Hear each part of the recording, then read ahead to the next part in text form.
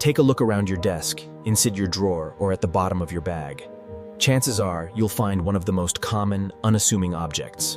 We use it to sketch our boldest dreams, write our deepest thoughts, solve complex equations, and pass our hardest exams. It is an instrument of pure creation.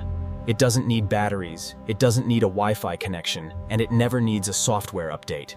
But have you ever stopped to think about how this incredibly simple tool is actually made? The truth is, the creation of a single pencil is an absolute marvel. It requires extreme heat, terrifyingly sharp blades, massive hydraulic pressure. Graphite from deep mines and clay from the soil, and forces them together. Today, we are taking you deep inside a state-of-the-art mega factory. We are going to follow the life of a pencil, from a raw, rugged tree trunk all the way to the flawless, glossy yellow writing instrument you hold in your hand. This is a story of transformation, precision, and scale. Welcome to the ultimate journey of the pencil. Let's begin. Every pencil begins its life far away from the noise of the factory floor, deep in the quiet of the forest. Every single day, massive trucks arrive at the factory's outdoor lumberyard, carrying thousands of raw pine and cedar logs. Why these specific woods? Because making a pencil requires a delicate balance. The wood must be strong enough to protect the fragile graphite core hidden inside, but it must also be soft enough to yield easily to a sharpener without splintering or shattering. Cedar and pine are the perfect candidates. The journey begins at the debarking station. A massive, robotic claw swoops down, grabs a bundle of heavy logs, and drops them onto a heavy-duty steel conveyor belt. The logs are fed into a machine lined with giant, spiked metal rollers. With terrifying force, these rollers grip the logs and simultaneously, high-pressure water jets blast the wood, washing away years of dirt, grit, and sticky sap. What emerges on the other side is a clean, pale, naked cylinder of wood. But these logs are far too massive to work with. They move down the line to meet the blades. A series of high-speed, gigantic circular saws roar to life, slicing through the thick timber as if it were butter.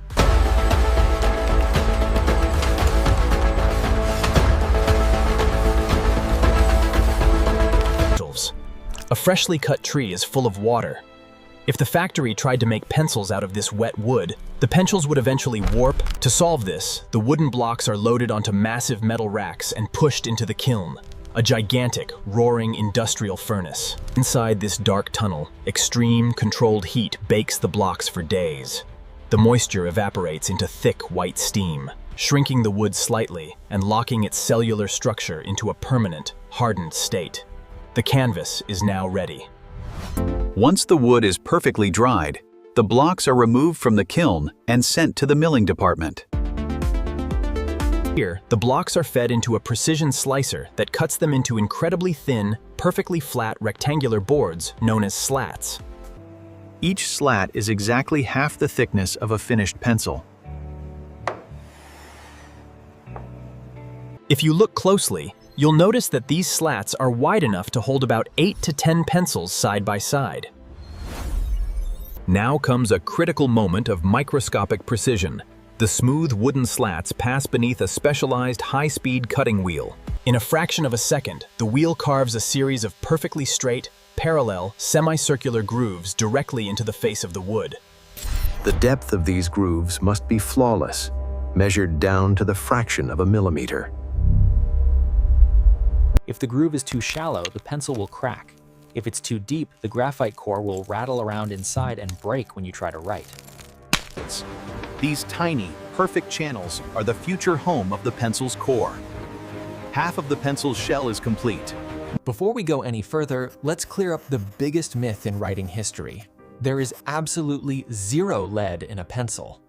Hundreds of years ago, when a massive deposit of pure graphite was discovered in England, people mistakenly thought it was a form of lead.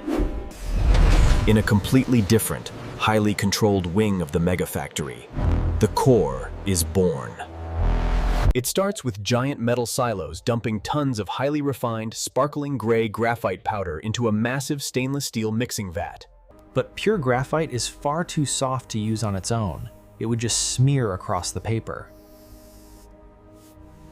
To give the core its strength, a second magical ingredient is added: pure white clay powder. Water is pumped into the vat, and giant, slow-moving mechanical stirring arms begin to churn the mixture. They mix the graphite and clay for hours until it turns into a thick, heavy, pitch-black sludge.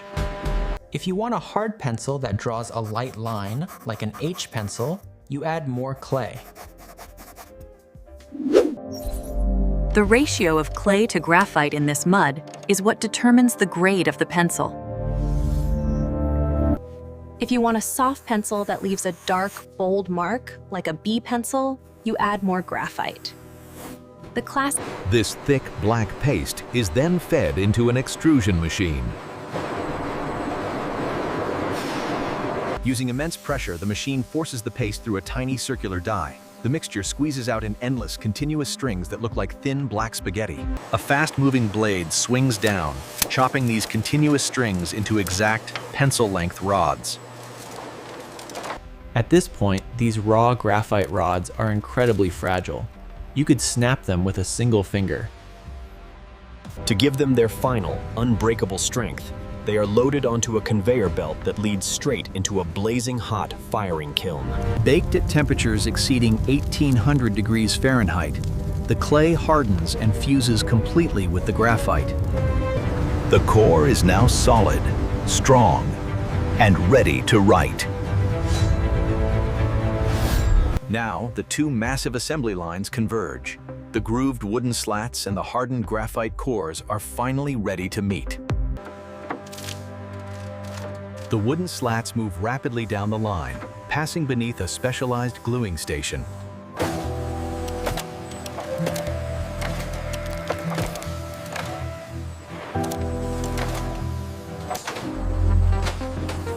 A millisecond later, another machine swoops in, grabs a second, matching wooden slat. The graphite is now securely trapped inside a wooden sandwich. But the glue is still wet, and the wood could easily slide apart. To ensure these two halves become one solid, inseparable piece of wood, these wooden sandwiches are stacked by the thousands and placed into heavy hydraulic metal presses.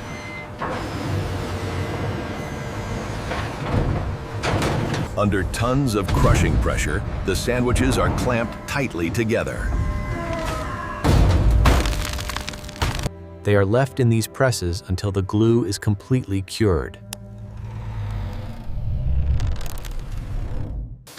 When they are finally released, the two separate slats have been permanently bonded together.